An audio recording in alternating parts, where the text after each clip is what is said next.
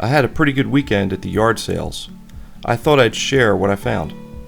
I find cool stuff at yard sales and flea markets that never turn into restoration videos. So haul videos like these let me share those items. I got this pair of H.K. Porter bolt cutters for $1.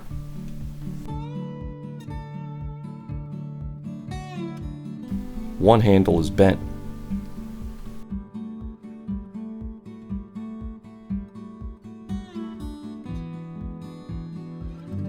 And the jaws look like they bit off more than they could chew a couple of times.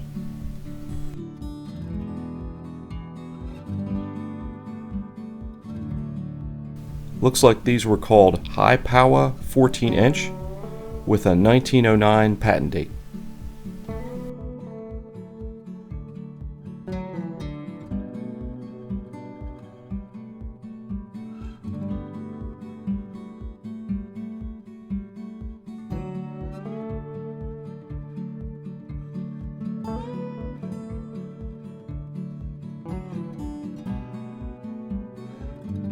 The rest of the pile is a lot that I got for $3 for everything. This little hatchet doesn't have a maker's mark that I can see.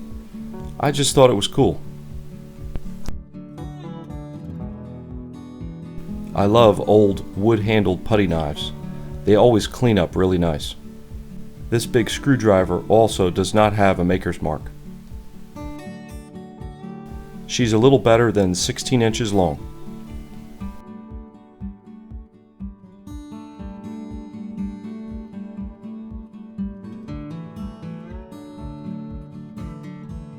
Some of these wrenches had a cool look to them. Again, no maker's marks.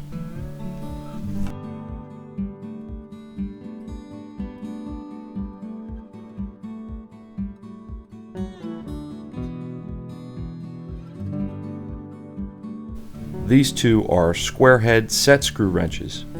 The W in the diamond is for J.H. Williams, Brooklyn, New York.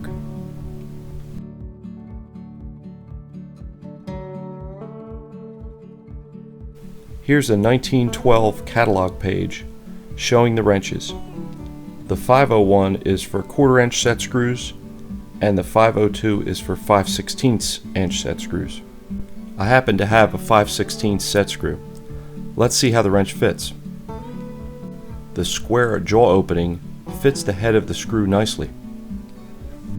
I think this is an International Harvester tractor wrench.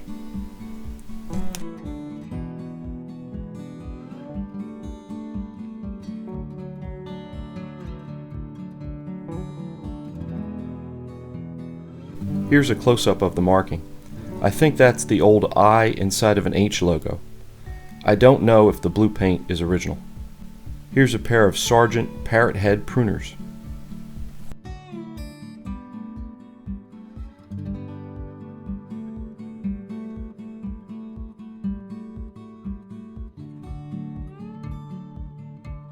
Quack! I want a cracker! I've been looking for one of these alligator wrenches. I'm not sure if the shapes stamped out of this handle have a purpose.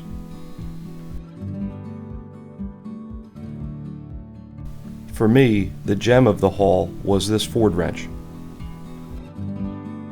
At first I was worried that the one end had been opened up at some point in the tool's life.